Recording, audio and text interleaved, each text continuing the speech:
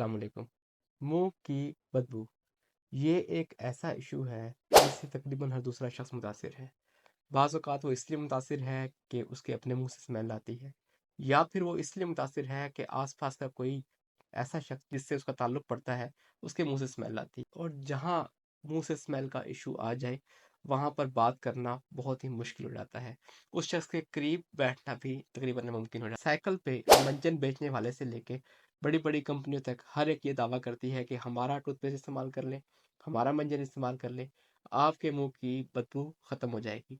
लेकिन मुँह की बदबू ऐसे कभी ख़त्म नहीं हो सकती। मुँह की बदबू ख़त्म करने का सिर्फ़ एक ही हल है कि वो वजह जिसकी वजह से मुँह से स्मेल आ रही है, उसे ख़त्म किया जाए। तो मेरा नाम है डॉक्टर मोहम्मद मुदस्सिर शकूर, और आज की वीडियो में हम यही चीज़ डिस्कस करेंगे कि वो क्या इशू है जिसकी वजह से मुँह से स्मेल आती है और किस तरीके से उसे छुटकारा हासिल किया जा सकता है। देखिए, अभी आपके सामने एक पिक्चर आई होगी। इस पिक्चर में आप देखिए, दाँतों के ऊपर पत्थर जमा हुआ है, कैल्कुलस जमा हुआ है, टार्टर जिसे कहते हैं वो जमा हुआ है। मुँह से स्मेल आने की सबसे बड़ी वजह यही है। और भी बहुत सी वजूहात हो सकती है, लेकिन सबसे बड़ी वजह ये है। टार्टर से स्मेल कैसे पैदा होती है? बेसिकली ये जो पत्थर है, ये जो टार्टर है, ये जो कैल्कुलस है, तो के ऊपर जाकर जम जाता है। जब ये जम जाता है, तो मसूड़े हर टाइम सूजे रहते हैं। ऐसे पेशेंट्स में अक्सर ये भी देखने को मिलता है कि उनके मुँह से स्मेल के अलावा ब्लीडिंग का बहुत इशू होता है, उनके मसूड़ों से खून भी आ रहा होता है। तो जब मसूड़े सूजे रहते हैं, हर वक़्त इन्फ्लेम्ड रहते हैं, तो उनमें से ब्लीडिंग होने का अमल भी बढ़ जाता है। मसूड़ों के ऊपर जब इन्फ्लेमेशन हो रही होती है, तो समझ लें एक तरह से उनके अंदर गलने-सड़ने का अमल रहता है। इसी को मांसखोरा भी कहा जाता है। मुँह से स्मेल आने की सबसे बड़ी वजह यही है। ये जो मांसखोरा है, ये जो पायरिया है, ये जो कैल्कुलस जमा हुआ है, ये जो पत्थर जमा हुआ है, यही है जो आपके मुँह से स्मेल पैदा कर रहा है। तो इसको ख़त्म करने के लिए आपने क्या करना है? आपको इसके लिए डेंटिस्ट की मदद चाहिए होगी। डेंटिस्ट के पास आप जाएँगे, वो आपके दाँतों की सफाई करेगा। आपके मसूड़े जब क्लीन हो जाएँगे, ये टार्टर उतर जाएगा, तो 15 से 20 दिन के अंदर-अंदर आपके मसूड़े सेहतमंद हो जाएँगे। जब मसूड़े सेहतमंद हो जाएँगे, तो मुँह से स्मेल आना बंद हो जाएगी। अच्छा, फिर दूसरी वजह जो कि दाँतों के हवाले से है, वो है दाँत में कीड़ा लगा होना। दाँत में कीड़ा लगा होने से जहाँ दाँत में दर्द होता है, जहाँ सेंसिटिविटी का इश्यू आता है, वहाँ पर एक इश्यू और भी आता है। वो इश्यू ये है कि उस जगह पर खाना जाके फँस जाता है। खाना फँसने का अमल भी जहाँ पर होगा, वहाँ मुँह से स्मेल पैदा होना शुरू हो जाएगी। क्यों? खाना जाकर फँस जाएगा। जब खाना फँस जाएगा, तो कुछ देर के बाद उसमें गलने-सड़ने का अमल स्टार्ट हो जाएगा। जब वो गलने-सड़ने का अमल स्टार्ट होता है, तो बहुत स्मेल आती है। आप कभी अपने मुँह से क खाना फँसा हुआ निकालें, तो जब आप उसके करीब, नाक के करीब अगर वो आता है, तो आप बाकायदा फ़ील करेंगे कि उस खाने से स्मेल पैदा हो रही है। तो ये सेकंड नंबर रीज़न है जिसकी वजह से मुँह से स्मेल आती है। आपके मुँह में कहीं भी खाना फँस रहा है, चाहे दाँत के अंदर कीड़ा लगा हुआ है, चाहे दाँतों के दरमियान जाके फँस रहा है, पॉकेटिंग की वजह से फँस रहा है, खाना फँसा तो मुँह से स्मेल शुरू। खाना फँसने के अमल को फ़ौरन रोकें, फ्लॉस करें, नीम गर्म पानी से कुल्लियाँ करें, ताकि मुँह से फँसा हुआ खाना निकल सके।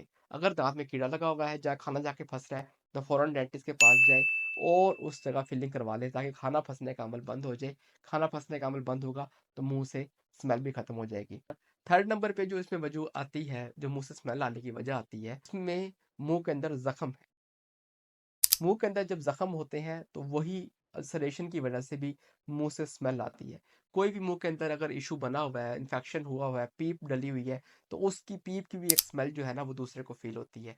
तो जब मुँह में ज़ख्म होगा, तो ये भी मुँह की स्मेल की वजह बन सकती है। जैसे बाज़ औक़ात जब दाँत निकलवाते हैं, दाँत निकलवाने के बाद अगर ड्राई सॉकेट हो जाए, मुँह के अंदर ड्राई सॉकेट हो जाए, तो उसकी भी बहुत बुरी स्मेल आती है। तो तीसरी बड़ी वजह मुँह का ज़ख्म है। कैंसर का पेशेंट हो, उसके अंदर भी ज़ख्म रहते हैं मुँह के अंदर, तो उसके मुँह से भी बहुत बुरी स्मेल आती है।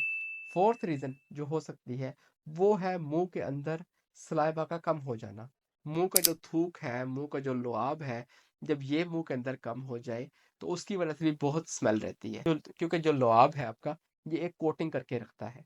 दाँतों के ऊपर, गम्स के ऊपर, ज़ुबान के ऊपर एक कोटिंग रहती है इसकी, उससे स्मेल पैदा नहीं होती। जब वो ड्राइनेस आती है, खुश्की आती है मुँह के अंदर, तो उससे भी खुश्की से स्मेल पैदा होती है।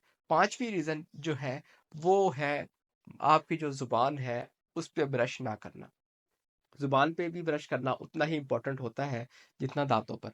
ज़ुबान हमारा सबसे इग्नोर्ड पार्ट है, जिस पे हम ब्रश नहीं करते। तो ज़ुबान के ऊपर जब गंद जमता है, ज़ुबान के ऊपर एक तह जम जाती है, उस तह की वजह से भी मुँह के अंदर काफ़ी स्मेल रहती है। जब आप ज़ुबान को भी ब्रशिंग का हिस्सा बनाएँगे, तो मोस्ट प्रोबेबली आपका ये इश्यू खत्म हो जाएगा। इसके अलावा मुँह से जो स्मेल आने का इश्यू दाँतों के हवाले से, वो ये है कि आपने अगर कोई दाँत लगवाए हैं और वो दाँत नाक़िस मटीरियल के बने हुए हैं, वो दाँत नाक़िस मटीरियल से जोड़े गए हैं, तो भी ये इश्यू बहुत ज़्यादा होता है। क्योंकि वो जो नाक़िस मटीरियल होता है, उसके अंदर से बुखारात उठते रहते हैं, उसके अंदर से स्मेल आती रहती है।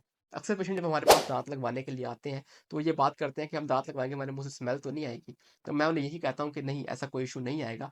उसकी वजह ये है कि जो मैं मटीरियल यूज़ करूँगा, वो मुझे पता है कि ऐसा नहीं है कि जो स्मेल पैदा करे। जो दाँत आप लगवा रहे हैं, वहाँ भी आपने बहुत ख़्याल करना है कि वो नाक़िस मटीरियल के बने हुए ना हो। जब आप इन चीज़ों का ख़्याल रखेंगे और अपने मुँह की सफाई का बहुत अच्छे तरीके से ख़्याल रखेंगे, प्रॉपर ब्रशिंग करेंगे, माउथ वॉश का भी इस्तेमाल साथ करेंगे और फ्लॉसिंग भी करेंगे, तो बहुत कम इम्कान है कि आपके मुँह से सब बदबू आए। अक्सर लोग मुँह से आने वाली स्मेल को मैदे की स्मेल बताते हैं कि हमारे मैदे से स्मेल आती है। मैदे की स्मेल बनाकर वो अपने आप को जस्टिफ़ाई कर लेते हैं कि हमारे मुँह का इश्यू नहीं है, हमारी सफाई का इश्यू नहीं है, हमारे मैदे से इश्यू है। मैदे का इश्यू बहुत कम होता है। हो सकता है मैदे की वज़ह से भी आपको मुँह से बदबू आए, लेकिन वो बहुत ही कम रेशो में है।